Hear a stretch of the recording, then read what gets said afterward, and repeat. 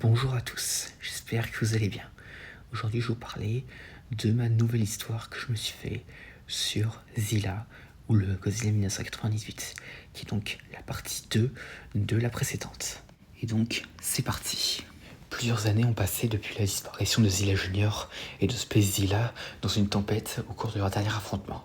Depuis, il n'y avait plus aucun mutant. La grande majorité des mutants connus étaient soit morts, soit capturés et vivant sur l'île aux monstres, soit ne représentaient tout simplement pas une menace pour la population.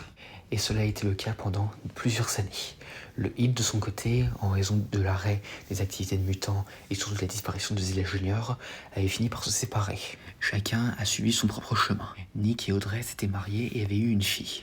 Audrey a continué à être journaliste, tandis que Nick était devenu professeur d'université. Et leur fille Anna, âgée de 12 ans, était passionnée par les récits de son père concernant Godzilla. Donc Marianne, de son côté, avait quitté les services secrets français et vivait avec Randy à Miami, où ils attendaient également un enfant. Et Randy, dans le même temps, dirigeait une start-up de cybersécurité, mais s'amusait toujours à pirater des données satellites pour le plaisir.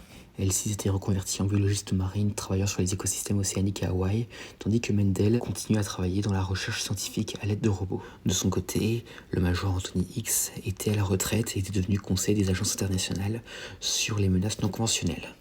Et donc la vie semblait redevenir normale comme elle l'était avant l'arrivée des mutants.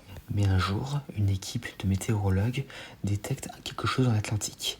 C'est une anomalie gravitationnelle très similaire à celle d'il y a plusieurs années quand Zilla Junior et Space Zilla ont disparu dans une tempête. Et certains qui étaient là se demandèrent toujours quelle était cette tempête, qui était en plus de ça très similaire également à celle dans laquelle le HIT avait disparu juste avant la mission d'Hydragma. Et donc Randy, qui vérifie un peu les news avec Marianne, en entendirent parler et décidèrent, après une très longue période, d'aller en parler à Nick.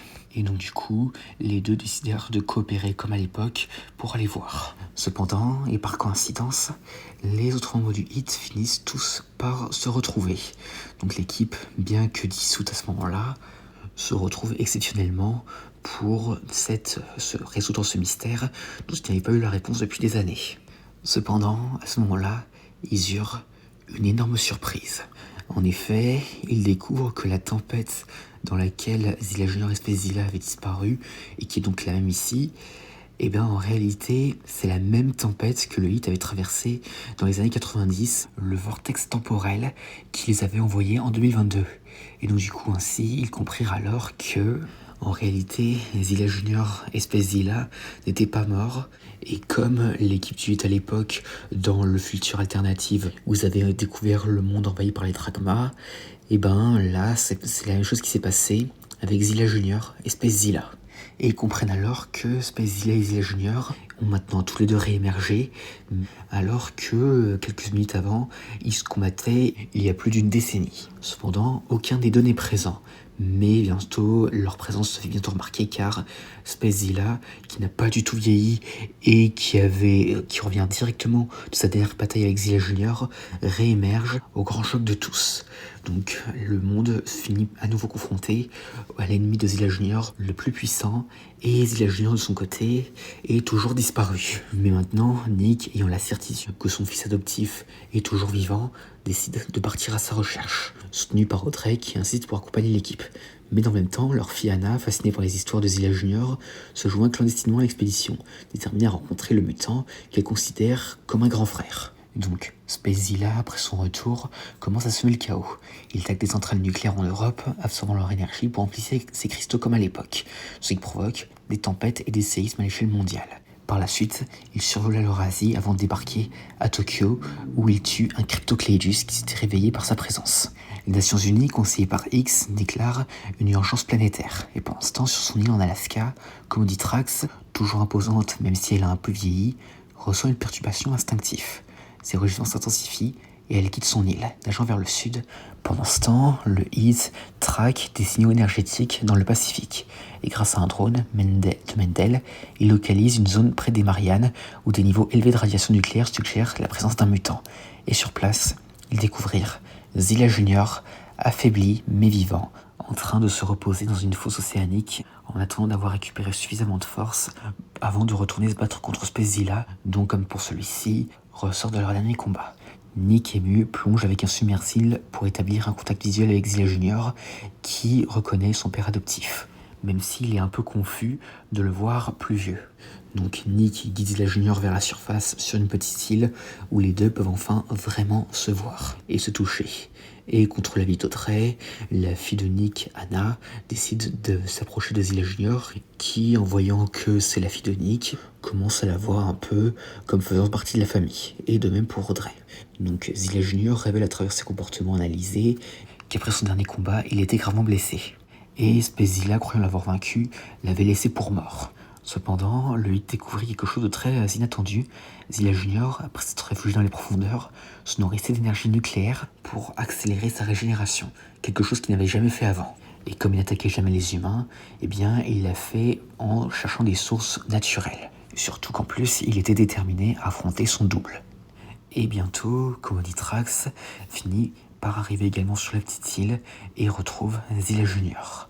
Et Commoditrax, bien sûr, n'en revient pas de revoir Zilla Junior après tout ce temps, en plus de ça exactement le même qu'il était avant sa disparition. Cependant, la surprise du Hit, elle n'est pas le seul à apparaître, car en effet, d'autres mutants émergent. Anguirus, Nessie, Rodan, Gorosaurus, une grande partie des mutants étant les alliés de Zilla Junior, arrivèrent, attirés par la présence de Space Zilla, tout en étant également ravis de revoir Zilla Junior, qui les avait sauvés et aidés il y a plusieurs années. Et donc, Zilla Junior, en voyant ses anciens alliés, pousse un rugissement et se plonge dans la mer, suivi par ses alliés. Et Nick en déduit ainsi que Zilla Junior avait pris les devants de ce groupe de mutants pour aller prendre sa revanche sur Space Zilla. Et justement, ce dernier est localisé sur l'île aux monstres. Donc le Hit s'y rend immédiatement et découvrir en train d'attaquer l'installation militaire où sont détenus les mutants comme le T-Rex, le King Cobra, la chauve-souris géante et d'autres créatures qu'on a déjà pu voir dans la série, et commence à terraformer l'île utilisant ses cristaux et son souffle atomique noir. Et donc les militaires désespérés libèrent les mutants captifs pour combattre Space Zilla. Cependant, elles sont rapidement massacrées. Mais là, alors qu'ils s'apprêtent à repartir, Zilla Junior et Commoditrax arrivent. Donc Space Zilla, furieux de voir que Zilla Junior est toujours vivant, se prépare à attaquer. Cependant, cette fois-ci, Zilla Junior a beaucoup plus d'alliés. Donc Rodan attaque depuis les airs, Anguirus charge avec sa carapace, et Gorosaurus utilise des coups de queue. Et dans le même temps, Zilla Junior, même s'il a encore la force de se battre, il est quand même toujours un peu affaibli. Cependant, même si Space Zilla avait beaucoup plus d'adversaires qu'avant, il restait quand même toujours très puissant. Cependant, Nick réussit quand même à motiver Zilla Junior, comme il l'avait fait à l'époque lors de l'affrontement avec Cyberzilla. Et il réussit même à exploiter une faiblesse dans les cristaux de Space Zilla. Donc Mendel utilise un dispositif électromagnétique pour perturber leur énergie, ce qui permet à Zilla Junior de briser le bouclier cosmique de son ennemi. Mais Space Zilla n'est toujours pas vaincu, et donc il saisit Zilla Junior et s'envole avec jusqu'en haut du volcan de l'île, et c'est là que le combat continue. Cette fois-ci seulement entre les deux. Et Zilla Junior, galvanisé, réussit à vaincre son ennemi une bonne fois pour toutes, en le projetant dans le cratère où il déchaîne son souffle atomique, incinérant son ennemi. Space Zilla était vaincu et ses cristaux s'effondraient en poussière. Cependant, les mutations survivantes de l'île aux monstres, libérées et désorientées, tentent de fuir, ce qui menace les écosystèmes voisins. Et donc Zilla Junior, désormais dominant, les confronte et impressionné par sa puissance et sa victoire sur Space Zilla, les créatures se replient. Nick observe la scène alors que le sauveur de l'île aux monstres et de New York mettait en place son autorité. Et donc par la suite, le Hit se reforma officiellement avec Nick à sa tête, Audrey comme coordinatrice médiatique et Anna désormais inspirée comme apprentie scientifique. Marianne et Randy, bientôt parents, s'engagent à distance tandis qu'Elsie et Mendel reprennent les recherches sur les mutants. X ressortit de la retraite et devint conseiller stratégique, et Zilla Junior, Commoditrax et leurs alliés retournèrent dans leur territoire isolé, surveillé par le Hit pour prévenir de futures crises. Et donc voilà, c'était mon histoire sur Zilla.